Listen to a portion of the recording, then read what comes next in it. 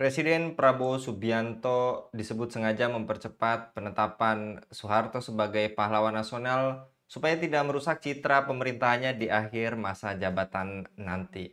Sebab di awal kepemimpinannya pula, sokongan kekuasaan dari partai politik masih bisa dikendalikan, kata pengamat. Tapi lebih dari itu, Direktur Eksekutif yang juga peneliti senior di Populi Center, Afri Madona, memaparkan penganugerahan Soeharto sebagai pahlawan nasional sebetulnya berkelindan dengan persepsi di kalangan mayoritas masyarakat kelas bawah yang memandang positif sosok Soeharto serta rezim militer otoriter Orde Baru.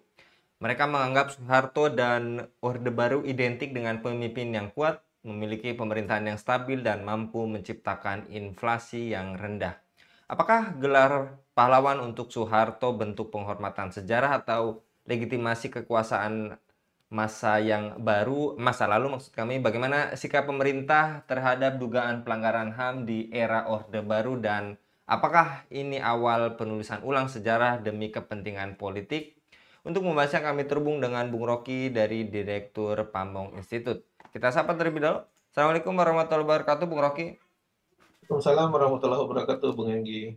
Yang telah kita juga ketahui bersama penganugerahan beberapa pahlawan nasional, kemudian juga salah satunya kepada Soeharto. Apakah menurut Anda mencerminkan penghormatan terhadap sejarah bangsa atau justru upaya politis untuk menormalisasi kembali warisan pemerintahan Orde Baru yang syarat dugaan pelanggaran HAM dan KKN ini, Bung? Ya, sebelumnya saya menyapa dulu para pemirsa di berbagai penjuru negeri. Semoga semua dalam keadaan sehat walafiat.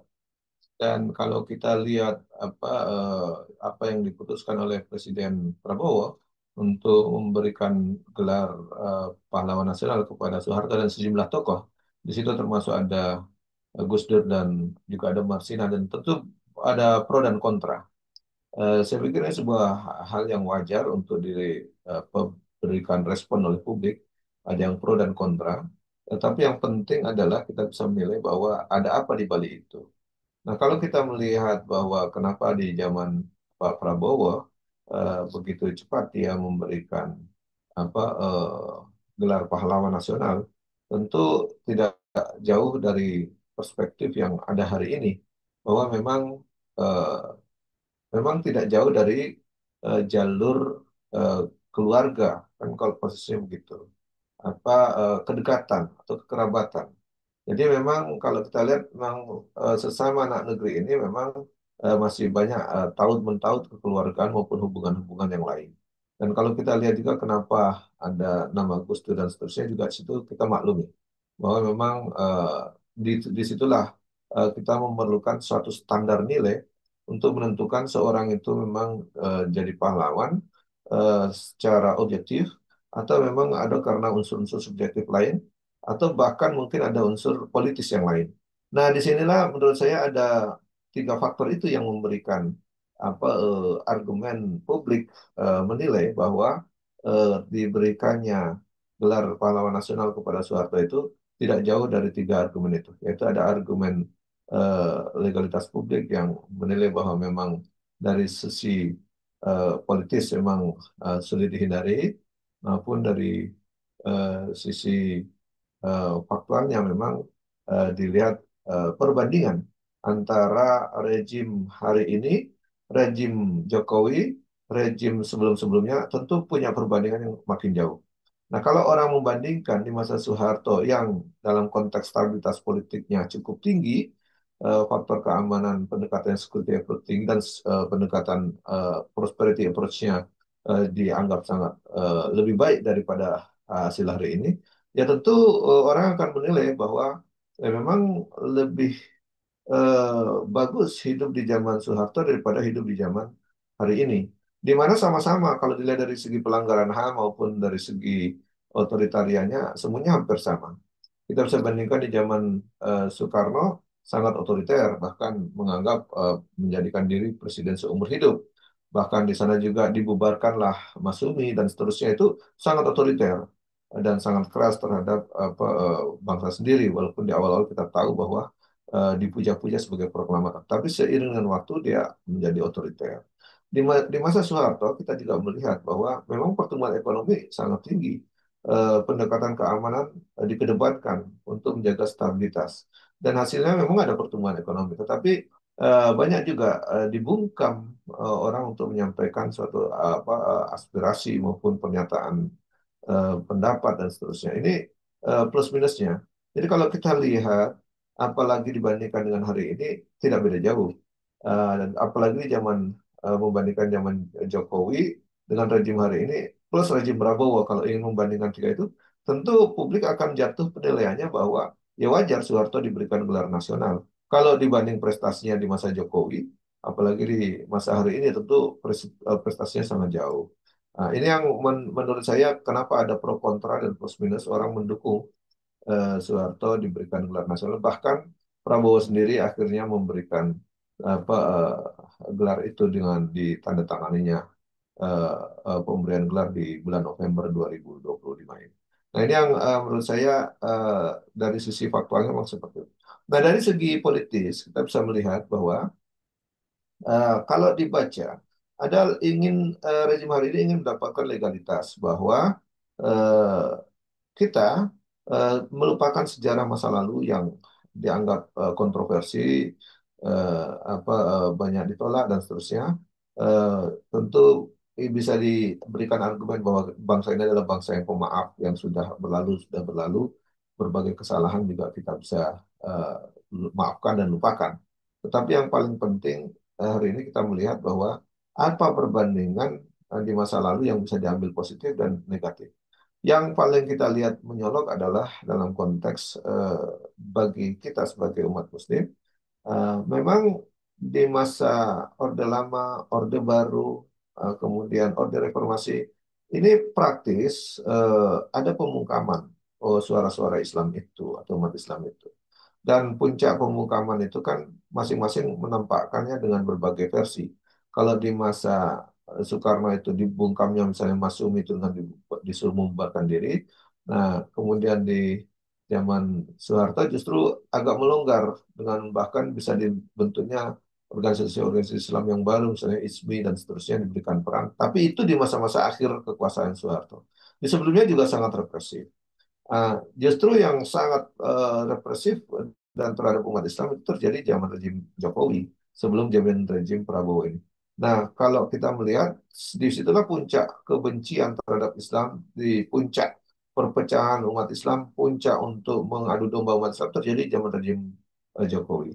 Nah, di zaman rezim Prabowo ini nampaknya ingin menulis ulang bahwa jangan sampai ke arah sana terlalu jauh untuk memecah belah bangsa ini sehingga nampaknya dikesankan kembali bahwa ingin mengambil image atau opini yang mirip dengan masa Orde Baru dengan melegitimasi, memberikan justifikasi bahwa orang Orde Baru itu diberikan gelar bahkan sebagai pahlawan nasional. Saya pikir itu suatu upaya untuk menulis ulang sejarah dengan koreksi atau catatan-catatan baru sehingga tidak memberikan dampak yang begitu buruk terhadap negeri ini dengan perpecahan belah sesama anak bangsa yang sudah dilakukan di 10 tahun di masa rezim Jokowi itu nampaknya bisa dinetralisir atau dikurangi minimal.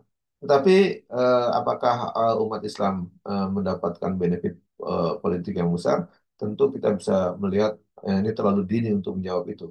Yang paling penting kita lihat bahwa upaya untuk melegitimasi eh, eh, praktek-praktek pelaksanaan di Orde Baru mendapatkan tempat dengan memberikan eh, legitimasi baru bahwa pemimpin di masa Orde Baru itu mendapatkan gelar pahlawan nasional. Itu saya pikir momen yang cukup besar untuk memberikan legitimasi publik bahwa dengan gelar itu bahwa negara mengakui bahwa Orde Baru itu memang dianggap sebagai sangat berjasa terhadap bangsa ini. Walaupun kita tahu ya masing-masing punya jasa lah, punya jasa, punya apa kelebihan dan kekurangan, tetapi dengan legitimasi itu memberikan nilai tersendiri. Ya kita tahu di masa Orde Baru ada pelanggaran HAM, tapi di hari ini juga banyak pelanggaran HAM. Di masa Orde Baru ada juga apa yang dilihat ekonomi cukup tumbuh cukup baik. Ya hari ini justru itu menjadi persoalan serius. Makanya kalau kita naik truk naik bus di Jalan Pantura maupun di tol tuh kalau ada truk-truk itu nampak gambar di belakangnya itu ada slogan-slogan ataupun gambar-gambar yang enak dibaca kadang-kadang. Di situ ada gambar foto Soeharto mengatakan piye kabarele, enak zamanku toh, gitu. Itu menyindir sebenarnya bahwa zaman hari ini jauh lebih buruk di masa Orde Baru. Dan itu adalah kerusakan yang didampak timbulkan oleh di masa rezim reformasi hari ini. Ya, mereka tidak bisa memberikan kesan yang lebih baik dari masa Orde Baru. Terutama juga kalau kita bilang dulu Orde Baru dituding KKN sehingga harus digulingkan. Justru hari ini KKN, korupsi itu makin gila-gilaan dan makin parah dan melebihi masa Orde Baru. Saya pikir itu menunjukkan bahwa mereka mencoba menulis ulang bahwa buruknya rezim Orde Baru dibandingkan hari ini mereka masih dianggap lebih baik sehingga diberikan gelar kehormatan bahkan dianggap sebagai pahlawan nasional. Dan hari ini terhapuslah bahwa KKN dulu di rezim Orde Baru yang begitu buruk bisa menggulingkan Orde Baru. Hari ini mungkin KKN tidak dijadikan alat itu untuk menggulingkan rezim yang ada. Saya pikir itu Bung Enggi. Dan menurut Anda, Bung Rocky, apakah saat ini terdapat narasi yang dominan serta konstruktif baik di media massa maupun di media sosial yang cenderung mendukung Soeharto dengan menyoroti sisi positif tadi juga telah Anda sampaikan, terutama pada kontribusi pembangunan. Lantas, bagaimana Anda berpendapat perihal ini, Bung? Ya, ini unik ya media kita ini. Media kita justru di masa Orde Baru itu kan sebenarnya banyak tekanan. Ya, kan bahkan ada yang di breder, ada yang ditutup, dicabut izin dan seterusnya. Bahkan dikontrol ketat berita itu. Tetapi sebagian media justru hari ini memberikan legitimasi, memberikan pandangan yang beda, bahkan memberikan apa berita yang bagus, positif di masa Orde Baru. Ini tidak lepas dari dua hal, Bung Enggi. Yang pertama, faktualnya memang ada datanya. Yang kedua, ada nilai visi sendiri dari masing-masing media itu di hari ini. Bahkan kita bisa melihat bahwa ini menunjukkan bahwa hari ini media menganggap eh, di masa hari ini bisa muncul apa gagasan-gagasan yang eh, lebih baik dilakukan di masa Orde Baru. Sehingga dengan itu mereka menganggap bahwa Orde Baru memang memberikan data fakta di bidang ekonomi tumbuh bagus, ekonomi yang stabil, tingkat kesejahteraan masyarakat juga kalau dibandingkan hari ini tentu lebih baik yang lalu. Nilai mata uang kita juga lebih baik di masa lalu, daya beli masyarakat juga lebih baik di masa lalu, di masa Orde Baru. Dan itu mungkin yang menjadi argumentasi kenapa media hari ini melupakan eh, eh, apa kebijakan ataupun tindakan yang dilakukan oleh baru kepada media yang ada di masa itu. Dan hari ini justru memberitakan hal positif di masa Orde Baru. Saya pikir itu bentuk objektivitas yang pertama. Yang kedua memang kalau dibandingkan dengan Orde Baru, hari ini memang kita semakin kapitalistik. Gitu. Itu yang paling penting ya. Jadi hari ini kita semakin kapitalistik dan sangat sekuler. Sehingga tentu kalau dibandingkan dengan masa lalu bisa jadi hari ini jauh lebih buruk di masa Orde Baru dalam konteks eh, pandangan ideologi kapitalismenya yang semakin mengakar hari ini. Mungkin di masa Orde Baru kapitalismenya tidak begitu mengakar dan kita lihat bahwa media juga akhirnya berpandangan hari ini eh, bisa dianggap Orde Baru masih lebih baik dari hari ini sehingga bisa dianggap sebagai positif. Oleh karenanya masih mau memberikan gambaran atau penulisan bahwa hal-hal positif di Orde Baru. Walaupun saya bilang itu juga sebenarnya bagian objektivitas dari media. Tetapi tidak ada media yang benar-benar objektif kan. Karena setiap media itu punya nilai juga, punya background ideologisnya juga. Tentu media yang sekuler tentu tidak akan mengungkapkan kebaikan-kebaikan ideologi yang lain. Misalnya dalam konteks Kartasnya tentu dia menganggap ideologi sosialisme buruk dan tidak akan diekspos baik-baiknya. Demikian juga kalau dia ideologi kapitalisme hari ini yang dianut oleh paham-paham media hari ini, tentu tidak ingin memberikan kebaikan-kebaikan ideologi Islam dan juga kebaikan-kebaikan sejarah Islam. Saya pikir ini yang kita bisa melihat akhirnya media hari ini ya tadi berkutat memberikan fakta-fakta seputar yang ada dibandingkan dengan masa lalu, akhirnya hanya membandingkan bagaimana pertumbuhan ekonomi di masa Orde Baru juga keamanannya dibandingkan hari ini. Akhirnya mereka berkesimpulan ada positifnya di masa Orde Baru. Tapi mereka tidak pernah membuka bagaimana kalau dibandingkan dengan masa Orde Lama, bagaimana kalau dibandingkan di masa Kesultanan dulu, bagaimana kalau dibandingkan dengan masa kekhilafahan yang pernah ada di muka bumi ini, sistem pemerintahan Islam yang memberikan kesejahteraan maupun jaminan keamanan. Mereka tidak membuka sampai sejauh itu.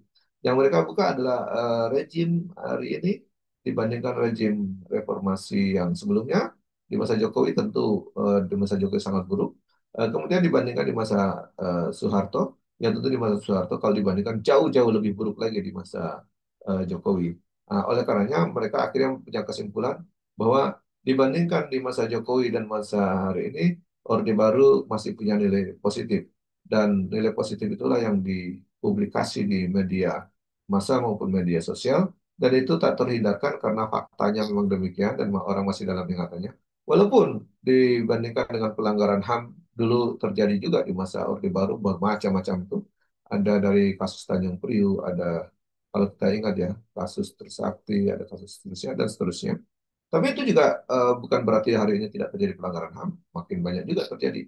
Kalau di masa Orde Baru tidak ada pembubaran ormas, walaupun dia ditekan, tetapi justru hari ini kita lihat di masa reformasi, di masa Jokowi ada dua ormas yang dibubarkan, ada HTI dan FPI yang ditekan habis, akhirnya tidak bisa bekerja lebih efektif, mengoreksi pemerintahan ataupun ikut dalam konteks memberikan kontribusi edukasi kepada publik. Nah ini yang menurut saya kenapa media hari ini bisa memberikan poin positif secara objektif mengangkat nilai-nilai prestasi ekonomi maupun pembangunan yang dikerjakan di masa Orde Baru dibandingkan tentu kalau diadu dengan masa masa 10 tahun Jokowi maupun masa hari ini yang Prabowo ya tentu belum sebanding karena memang di masa Jokowi ekonomi buruk, pengangguran banyak, justru bahkan kebebasan berpendapat juga dikekang, ada ormas dibubarkan, dan bahkan ekonomi sangat buruk. Apalagi dibandingkan dengan masa Orde Baru. Saya pikir itu yang menjadi argumentasi media hari ini menganggap kenapa masih mau menulis nilai positif bagi rejim Orde Baru, walaupun di masa reformasi lalu, awal-awal reformasi itu mereka sangat memburuk-burukkan rejim Orde Baru dan Soeharto. Begitu Bung Enggi. Dan tadi yang telah Anda paparkan juga terkait perihal Soeharto ini ada yang mengatakan simbol stabilitas ekonomi serta juga simbol represi. Lantas, apakah negara kini sedang menulis ulang sejarah demi kepentingan politik jangka pendek penguasa saat ini, Bu? Ya itu yang kita khawatirkan. Publik membaca ada indikasi ke sana. Artinya kesalahan yang dilakukan di masa Orde Baru, baik itu represif maupun otoriter, tetapi dengan pertumbuhan ekonomi yang tinggi, itu yang menjadi legalitas bahwa itu bagus gitu.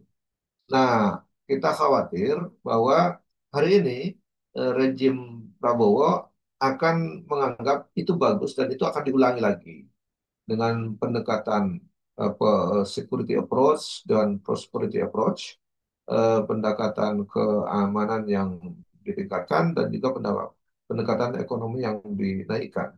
Kalau dua itu pendekatan dilakukan, maka tidak beda jauh dengan rejim Orde Baru nanti. Dan ada indikasi memang mengejar pertumbuhan ekonomi, stabilitas politik. Saya lihat akhirnya kompromi-kompromi terjadi itu demi stabilitas politik. Dan dari pandangan pemerintahan, kompromi dan demi stabilitas politik itu harganya sangat mahal. Yang kita bisa melihat akhirnya kompromi itu membentuk lembaga-lembaga negara yang begitu tinggi demi kompromi politik dan membentuk kabinet yang begitu besar demi kompromi politik. Kita bisa melihat kabinet Prabowo hari ini itu diisi oleh banyak wakil dari partai, bukan lebih banyak wakil orang-orang profesional. Banyak hampir semua partai dimasukkan situ untuk menjaga stabilitas politik itu. Dan itulah bentuk kompromi yang harus dibayar mahal dengan membentuk kabinet yang semakin gemuk. Kalau kita lihat Menko itu hampir semua Menko dari background politik. Ada dari Demokrat, ada dari PKB, ada dari Golkar dan seterusnya. Ini kita lihat bahwa menunjukkan bahwa harga yang mahal jadi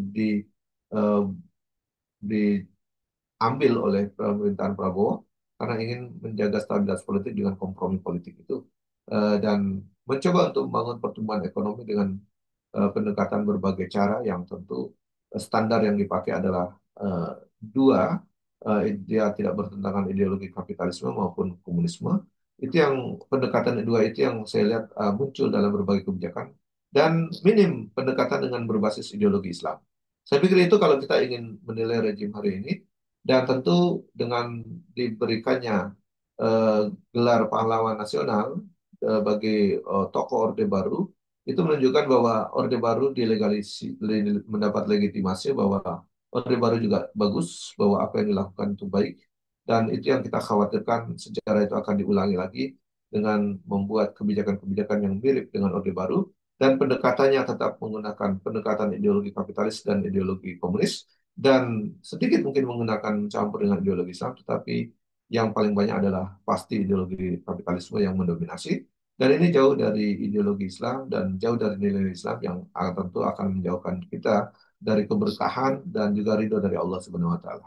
Mungkin itu yang perlu kita beri catatan buat efek dari memberikan legalitas kepada pemberian gelar pahlawan nasional kepada Soeharto. Di situ juga sekaligus ada Gus Dur, ada Marsinah yang memperjuangkan Gus dan seterusnya. Itu tentu banyak debatable dan banyak pro kontranya. Tetapi yang paling penting sejarah ditulis dengan memberikan legalitas publik bahwa rejim Orde Baru mendapat penghormatan dan simbol dari pemimpinnya mendapatkan gelar pahlawan nasional.